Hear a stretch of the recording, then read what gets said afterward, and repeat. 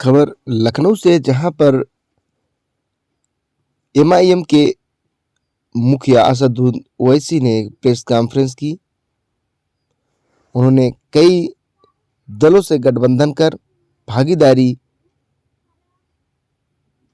मोर्चा का गठन किया। वहीं उन्होंने ये भी दावा किया है कि उनका जो गठबंधन है वो पूरे 403 सीटों पर चुनाव लड़ेगा। अगर जनता उनको चुनाव में जिताती है तो 5 साल में 2 मुख्यमंत्री होंगे, वहीं 5 साल में 5 उप मुख्यमंत्री होंगे। असदुद्दीन ओवैसी शनिवार 2 बजे लखनऊ में प्रेस कॉन्फ्रेंस किए, जहां पर उनके साथ पीछे की लाइन में उनके प्रदेश अध्यक्ष शौकत अली भी नजर आए। आपको बता दें, असदुद्दीन ओवैसी सबसे पहले जब यूपी में चुनाव लड़ने के लिए आए थे तो वो राजभर जी के साथ गठबंधन किए थे। भागीदारी संकल्प मोर्चा गठन किया गया था, लेकिन एकाएक राजभर जो है वो समाजवादी पार्टी ज्वाइन कर उनसे गठबंधन कर चुनाव मैदान में नजर आएंगे। वहीं असदुद्दीन ओवैसी अब अलग कुछ छोटे दलों को मिलाकर वो भी गठबंधन इस वक्त वो लखनऊ में है और अपनी पार्टी के विधानसभा चुनाव की रणनीति बना रहे हैं। उनके साथ उनके पार्टी से गठबंधन करने वाले व उनके नेता मौजूद हैं। आपको बता दें, इस वक्त ऑल इंडिया मजलिस-ए-इत्तेहादुल मुस्लिमीन के मुखिया असदुद्दीन ओवैसी लखनऊ में प्रेस कॉन्फ्रेंस कर रहे हैं। उन्होंने पूरे 403 सीटों पर चुनाव लड़ने का फैसला किया है। उनके साथ उनके गठबंधन के जो साथी हैं वो भी मौजूद हैं। इस वक्त की जो बड़ी खबर सामने आ रही है वो यूपी के लखनऊ से आ रही है, जहां पर ऑल इंडिया मजलिस-ए-इत्तेहादुल मुस्लिमीन के मुखिया असदुद्दीन ओवैसी प्रेस कॉन्फ्रेंस कर रहे हैं। उन्होंने पूरे 403 विधानसभा सीट पर लड़ने का फैसला किया है। उनकी गठबंधन की जो साथी है वह उनकी पार्टी मिलकर पूरे 403 सीटों पर चुनाव लड़ेंगे। वैसे तो ओवैसी जब से आए हैं उनको सभी लोगों ने धोखा ही दिया है। जैसे राजभर उनके साथ आए, वो भी उनको छोड़ के चले गए। फिर सपा मुखिया के चाचा शिवपाल यादव से उनकी मुलाकात हुई, लेकिन नतीजा शून्य रहा। अब लास्ट क्षणों में असदुद्दीन ओवैसी कुछ छोटे दलों को मिलाकर गठबंधन की घोषणा कर दी। उन्होंने ये भी कहा कि अगर हमारी पार्टी चुनाव जीतकर प्रदेश में सरकार बनाती है तो उत्तर प्रदेश में 5 साल में 2 मुख्यमंत्री बनाए जाएंगे। वहीं उन्होंने ये भी साफ किया है कि अगर उनकी पार्टी चुनाव जीतकर आती है तो 5 उप मुख्यमंत्री भी बनाए जाएंगे।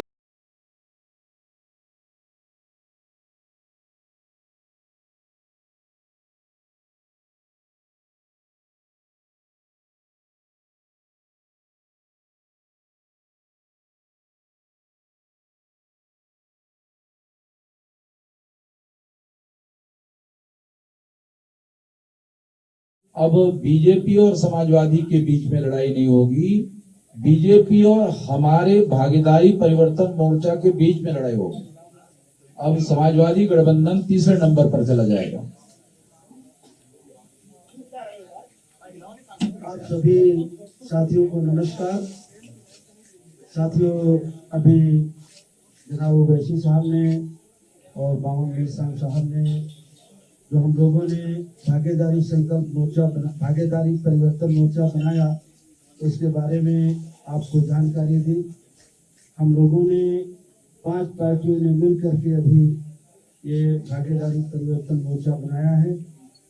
इसमें ओवैसी साहब की पार्टी है, हमारी जन अधिकार पार्टी है, बावन में शराब साहब का परिवर्तन मोर्चे की तरफ से है और बहुजन मुक्ति मोर्चा के साथी हमारे बैठे हुए बहुजन मुक्ति पार्टी के और भारतीय वंचित समाज पार्टी के आदरणीय रामचंद्र कश्यप जी है और जनता क्रांति पार्टी के अनिल चौहान जी हैं, कमलेश चौहान जी हैं। इन लोगों ने मिल करके हम लोगों ने अभी इस मोर्चे को बनाया है और कुछ साथी और हमसे संपर्क में हैं, तो वो जल्दी हो 1-2 दिन में उनसे बात करके जो साथी हमसे जुड़ना चाहेंगे उनको हम अपने साथ जोड़ेंगे। हमारे जो मोर्चे का लक्ष्य है, जिस विचारधारा के साथ हम लोग चल रहे हैं, हम बाबा साहब अम्बेडकर को मानने वाले लोग हैं, संविधान को मानने की चाहत है, जो संविधान की मंशा है। हम संविधान वादी लोग हैं। हमारा पहला नारा है कि जिसकी गिनती संख्या भारी उसकी उतनी हिस्सेदारी। हम लोग जाति जनगणना कराने के पक्ष में हैं। एक समान शिक्षा पद्धति, निःशुल्क शिक्षा और अनिवार्य शिक्षा, नई शिक्षा नीति के आड़ में जैसे वीआईपी पार्टी भी आ रही है आपके साथ? विश्वास है? जी वीआईपी पार्टी भी आ रही है क्या? आपने बहुत सारी कोशिश कवायद की, आप जो है आखिरी मौके पर जो इस साल के साथ आप आए हैं, ये विकल्पहीनता मजबूरी का गठबंधन है या पहले से आप इस पे काम कर रहे थे? ये मजबूरी का गठबंधन नहीं है। जिस विचारधारा के हम लोग हैं, हम लोग पिछले 4 महीने से पिछड़ा दलित अल्पसंख्यक भाईचारा बनाओ सम्मेलन पूरे प्रदेश में कर रहे हैं। आपको अच्छी तरह से जानकारी होगी, आप लोगों ने हमें दिखाया हो या न दिखाया हो, लेकिन प्रदेश में अगर सबसे ज्यादा कार्यक्रम किसी पार्टी ने किए हैं तो जन अधिकार पार्टी ने किए और हम सब लोगों ने एक दूसरे से सहयोग लेकर के पूरे प्रदेश में 4 महीने से चतुर्मासा में भी हम लोग नहीं बैठे, पिछड़ा दलित अल्पसंख्यक भाईचारा बनाओ सम्मेलन हम लोग कर रहे हैं। और जो हम कर रहे हैं, जिस विचार के आदमी हैं वो आपके सामने हम देख रहे हैं। देख लीजिए, पिछड़ा भी है, दलित भी है, अल्पसंख्यक भी है। इसमें से मुख्यमंत्री का चेहरा कौन होगा? क्योंकि भाजपा में तो सीएम योगी आदित्यनाथ है, सपा और आरएलडी के गठबंधन में अखिलेश यादव है, आपके गठबंधन में कौन मुख्यमंत्री का चेहरा है? देखिए, अब हमारे गठबंधन में अभी तो मुझे आप लोगों ने कहा है कि मैं संयोजक हूँ, बाकी अब आप लोग से पूछ लीजिए। अभी आप लोगों के सामने हम लोगों ने सलाह मशवरा करके घोषित करने के लिए ओवैसी साहब को कहा था और ओवैसी साहब ने घोषित किया कि इस गठबंधन के 2 मुख्यमंत्री 5 साल के टेन्योर में होंगे। एक पिछड़े वर्ग में बाबू सिंह जी है और एक दलित का होगा, यानी शेड्यूल कास्ट का होगा, उसका चेहरा घोषित किया जाएगा और 3 डिप्टी सीएम होंगे, उसमें डिप्टी सीएम एक मुस्लिम होगा। बाकी 2 लोगों के नाम जो है वो 2-3 दिन के अंदर घोषित किए जाएंगे। एक मिनट अरे 2 मिनट। फिर उसके बाद में अभी और भी कई लोग हैं, जैसे भागीदारी मोर्चा बना था, आप लोगों को मालूम है, भागीदारी मोर्चा बनाया था, ओम प्रकाश जी ने बनाया था, मतलब वो तो बाबू सिंह जी भी उसमें थे, मगर सामने चेहरा जो था वो इनका था। वो जो है वो केवल वो चले गए, बाकी सारे भागीदारी मोर्चा के लोग इसी में शामिल है। इसके अलावा अभी और माइनॉरिटी के हो या और बैकवर्ड क्लासेस के तमाम छोटे मध्यम प्रादेशिक स्तर के दल है जो इसमें शामिल किए जा सकते हैं। आने वाले समय में वैसे साहब एक सवाल ये एक साथ आप सवाल लेना चाहेंगे? किसको पूछना है? मुझे पूछना है, एक सवाल आपसे लेना चाहेंगे। सुप्रभात आपसे। जी। एक सवाल ये है कि स्वामी प्रसाद मौर्य ने अभी एक बड़ा ही मंच से भी घोषणा की जिसके साथ हम जाते हैं वहां पे सरकार बनती, उसकी हम सरकार बनाते हैं। उन्होंने अपने आप को किंग मेकर घोषित कर दिया है चुनाव से पहले। आपको इसके क्या मायने दिखाई देते हैं? क्या आपको लगता है कि उनकी बात में दम है? नहीं, अगर वो कह रहे होंगे तो होंगे, अब उसमें हम क्या कह सकते हैं? वैसे ही इधर ले सवाल सर, सीटों का कुछ फाइनलाइजेशन हुआ है? सीटों पे कुछ फाइनलाइजेशन हुआ है सर? हाँ, सीटों का हो गया। कितनी सीटों पर लड़ रहे हैं? 95 सीटों पर हमारा 95% सीटों पर सवाल हमारा सुन लीजिए पहले पूरा। एक मिनट सवाल तो सुन लीजिए पहले पूरा सर। कितनी सीटों पर लड़ रहे हैं? क्योंकि 403 पहले फेज की पोलिंग के लिए नामांकन खत्म हो चुका है।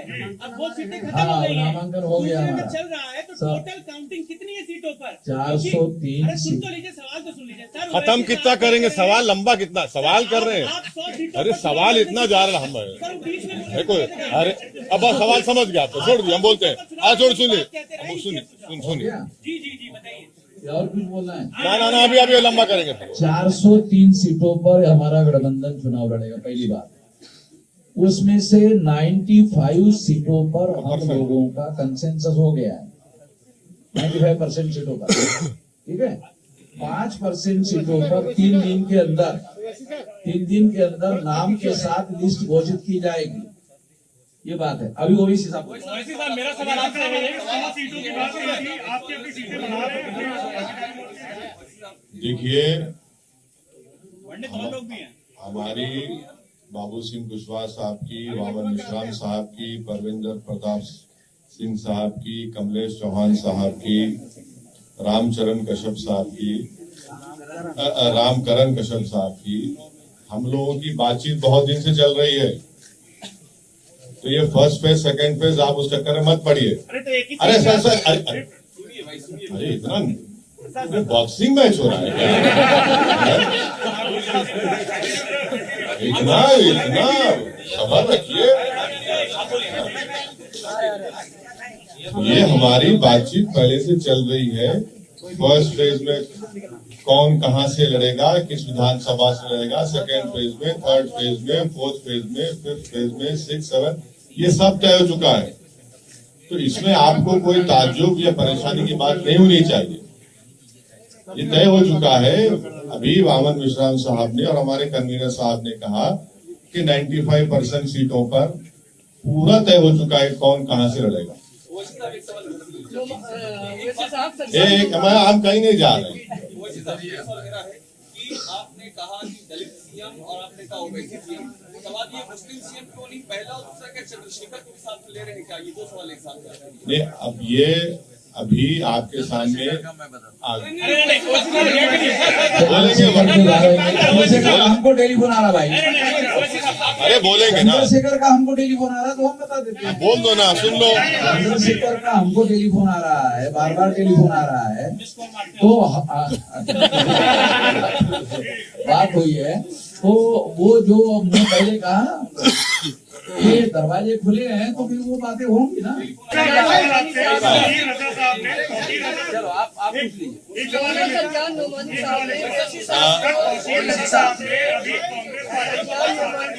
है नहीं मुझे कुछ सुनेंगे जरा, एक एक करके पूछिए, एक एक करके। तौकीर रजा साहब ने कांग्रेस का पक्ष किया है। उन्होंने बोला है कि ओवैसी साहब को क्योंकि पूरे माहौल को देखते हुए और बीजेपी को क्योंकि हराना है, इसलिए उन्हें इन चुनाव से दूर रहना चाहिए, उत्तर प्रदेश के चुनाव से दूर रहना चाहिए, ऐसा वो कह रहे हैं। उनकी राय हो सकती है। वैसे साहब मेरा सवाल ये है, हाँ बोलिए विशाल। मेरा सवाल ये है कि कल प्रियंका गांधी वाड्रा ने जब प्रेस कॉन्फ्रेंस की तो उन्होंने कहा कि पोस्ट पोल अलायंस के लिए कांग्रेस के दरवाजे हैं वो खुले हुए हैं, और जब मुख्यमंत्री के बारे में पूछा गया तो उनका कहना था कि मुझसे ज्यादा बेहतर चेहरा आपको उत्तर प्रदेश में क्या नजर आता है? और ये भी कहा कि जरूरत पड़ेगी तो समाजवादी पार्टी को दे सकते हैं समर्थन। मैं कांग्रेस तरफ से कुछ नहीं बोल सकता। सज्जाद मोहम्मदी साहब ने आपको खुला no comment, no comment, no comment, no comment. SP कहती है कि 10 मार्च को भारतीय जनता पार्टी कहती है इस बार 325+। आप बताइए कि उत्तर प्रदेश के चुनाव में क्या होने जा रहा है? देखिए ये तीसरे स्टेज की लड़ाई के लिए देखिए ये जो लड़ाई है, ये पूरे कमजोर लोग मिलकर एक ताकत बन रहे हैं और ये 99% वर्सेस 1% की लड़ाई है। जो 99% है और 1% संघ है, ये उसकी लड़ाई है। वैसे आपने पहले कहा था 100 सीटों पर लड़ेंगे। हाँ, अरे आप लिस्ट देखते जाइए ना। 403 पे वो अरे हमारे पूरे नंबर आ जाएंगे, आपके पूरे नंबर आ जाएंगे आपके पास। क्यों आप फिक्र मत रहिए, मुतमईन रहिए। मुस्लिम सीएम के इशू पर आप कुछ बता नहीं रहे हैं कि जैसे जो हो सकता है पश्चिम में बड़ी दावेदारी आपकी सुनिए, ये बात तय हो चुकी है, जिसका जिक्र अभी हमारे कन्वीनर साहब बाबू सिंह कुशवाहा साहब ने कहा, वामन मिश्रा साहब ने कहा, उसी पर हम खाएंगे। सर, आजम खां की अरे रिहाई अभी- के हवाले से आजम खां की रिहाई के हवाले से आप आवाज बुलंद किए हैं। अब्दुल्ला आजम ने कहा है कि अगर हमारे सच्चे हमदर्द हैं तो उनको उनकी वजह से जो सियासी नुकसान हो रहा है उससे देखना चाहिए। तो उनको अपना नुकसान किससे हुआ वो पहले समझ ले। उनको किससे नुकसान हुआ वो उस बात को समझ ले। वैसे ये कोई ऐसी सीटें हैं जिसमें बाबू सिंह कुशवाहा की पार्टी और ना, नो, नहीं है, बिल्कुल नहीं है, सब क्लियर है। लेकिन पश्चिमी उत्तर प्रदेश में आरएलडी और सपा के ऐसे कैंडिडेट्स हैं जो कि सपा के भी नामांकन हो रहा है और आरएलडी का भी नामांकन हो रहा है। क्या सिर्फ टोबल की शुरुआत नहीं हो गई है? अच्छी बात है ना, मुबारक हो उनको, मुबारक हो। बल्कि उनका हसनपुर का जो कैंडिडेट है, माशाल्लाह से वो तो आरएसएस के हैं और उनकी फोटो भी आई है। और माशाल्लाह से जो लोनी के आरएलडी के कैंडिडेट हैं, उनके ताल्लुक से कहा गया कि दिल्ली के नॉर्थ ईस्ट के राइट्स में भी उनका जिक्र खैर आ रहा है, वो बता दें वो भी। तो अब ये तो ऐसा है, तो ये ठीक है, आ रहा है सामने, देखिए। बाबू सिंह कुशवाहा जी आपके पुराने साथी ओम प्रकाश राजभर कह रहे हैं कि उनकी पार्टी का नाम है जन अधिकार, लेकिन कोई उनका वो है नहीं इस समय। चाहे 403 पे लड़े कोई फर्क नहीं पड़ेगा। कोई बात नहीं, कह सकते हैं बड़े नेता हैं, हमें उनकी बात पर कुछ नहीं कहना। बड़े नेता का डिफिनेशन इसमें क्या है कुशवाहा साहब? कुछ आप रहस्यमय चीज बता रहे हैं। कितने बड़े नेता है? देखिए और तो मैं सबसे बात करता हूँ, लेकिन अभिषेक जी से मैं बहुत डरता हूँ। मैं आप सबके बीच में कह रहा हूँ, अभी ये मुझे थोड़ी देर पहले पा गए थे तो मैं दौड़ के भागा, तब भी ये मुझे पकड़ लिए। तो देखिए, अपने अपने आदमी के, हर आदमी के अपने दावे हैं, हर पार्टी के अपने दावे हैं। बीजेपी गठबंधन के अपने दावे हैं, बीएसपी के अपने दावे हैं, कांग्रेस के अपने दावे हैं, समाजवादी गठबंधन के अपने दावे हैं। सब अपने अपने कुछ भरोसे में, कुछ उनको जानकारी होगी तो कह रहे हैं। हम भी भरोसे के साथ कह रहे हैं कि हम भी पूरी मजबूती के साथ लड़ेंगे और किसी से कम नहीं लड़ेंगे और किसी से कम जीतेंगे नहीं। बीजेपी के तमाम लोगों ने आपसे संपर्क किया था, बीजेपी चाह रही थी कि आप उनके साथ जाए, बात नहीं बनी। देखिए संपर्क राजनीति में दो चार महीने पहले समाजवादी पार्टी से भी हुआ, कांग्रेस के भी लोगों से बातचीत होती है, बीजेपी के लोगों से भी बातचीत हुई। बातचीत का कोई मतलब ये नहीं है कि नहीं हमारा अलायंस हो रहा है। जो हमारा अलायंस हो रहा है, आज हम पिछले 3 महीने से हम लोग बातचीत कर रहे हैं। और जो आपकी एक कंफ्यूजन है कि फर्स्ट फेज का नामांकन हो गया, हम लोगों की सहमति थे। हम लोगों ने नामांकन हमारे कैंडिडेटों ने किया है हर सीट में, कहीं आपने किया है, कहीं आपने किया है, कहीं आपने किया है, कहीं आप एक कैंडिडेट है। तो हमारी पूरी कोशिश है कि 403 में कोई सीट छूटे ना और हम लोग मिल करके 403 सीटों में पूरी मजबूती के साथ लड़ें। कोई लेट नहीं हुआ, हम नहीं लेट हैं, हमारी पूरी तैयारी है। आज अखिलेश यादव ने आरोप लगाया है कि क्योंकि भाजपा ने आज प्रचार बैंक आज डिजिटल जो प्रचार तैयारियां थी, उनकी तैयारियां पहले से थी। तो क्या चुनाव आयोग के अधिकारियों ने बीजेपी को पहले से ही लीक कर दिया था कि इस बार डिजिटल प्रचार होना है? क्या आप भी मानते हैं कि अधिकारियों ने कुछ लीक की थी चुनाव आयोग की? और इसी से जुड़ा सुनिए, एक मिनट देखिए, जितने पॉलिटिकल पार्टी का और पॉलिटिकल पार्टी का आपने भी नाम लिया, क्या समाजवादी पार्टी ने इलेक्शन कमीशन ऑफ इंडिया को लेटर लिखकर ये कहा कि फिजिकल रैलीज अलाउ की जाए? सिवाय हमारी पार्टी के किसी एक पॉलिटिकल पार्टी ने इलेक्शन कमीशन ऑफ इंडिया को लेटर नहीं लिखा। मैं शुक्रगुजार हूं इलेक्शन कमीशन ऑफ इंडिया के चीफ इलेक्शन कमिश्नर का कि हमारी उनसे नोटिफिकेशन आने के 2 दिन के अंदर वो हमसे फोन पर बात किए। हमने उनसे रिक्वेस्ट किया कि सर आप कम से कम एक पॉलिटिकल पार्टी को एक विधानसभा में 500 लोगों के साथ फिजिकल रैली करने की इजाजत दीजिए, पूरा कोविड नॉर्म्स को फॉलो करते हुए। और फिर हमने यही बात को चीफ इलेक्शन कमिश्नर को लिखकर भी दिया। हमने कहा कि फ्री एंड फेयर इलेक्शन का मतलब यह है कि सबको एक लेवल प्लेइंग फील्ड मिले। तो आपको भी लिखकर देना चाहिए था, आपने क्यों लिखकर नहीं दिया? हमने तो लिखकर दिया है और हमको यकीन है कि इलेक्शन कमिश्नर उस पर गौर करेंगे और उस पर एक फैसला लेंगे। अब जब किसी पॉलिटिकल पार्टी को फिजिकल रैली की और पदयात्रा की परमिशन नहीं है तो फिर हमको जो कर सकते हैं वो करना पड़ेगा, ताकि हमारा मैसेज, हमारा पैगाम जनता तक पहुंच सके। आज बीजेपी नहीं है, मगर हमारे ताल्लुका शिवपाल यादव साहब से पर्सनली और रहेंगे इंशाल्लाह। आज बीजेपी ने चुनावी रथ निकाला है, करीब सैकड़ों, जिसमें पोस्टर लगे हैं, एलईडी लगी हुई है। आपने कहा तो चुनाव आचार संहिता का उल्लंघन नहीं? अगर वो परमिशन नहीं लिए हैं ईसीआई से तो जाहिर एक्शन लेना चाहिए। अगर परमिशन लिए मुझे नहीं मालूम, ये नहीं। सर, इलेक्शन कमीशन ने जिस तरीके से कहा कि वर्चुअल रैली होगी, ऐसे में छोटी पार्टियां जिनके पास संसाधन नहीं है उस लेवल पे, वो क्या अपने मतदाताओं तक अपनी बात पहुंचाएंगे? उसका तरीका क्या होगा? और क्या आप इलेक्शन कमीशन से फंड का रिकमेंड करेंगे छोटी पार्टियां?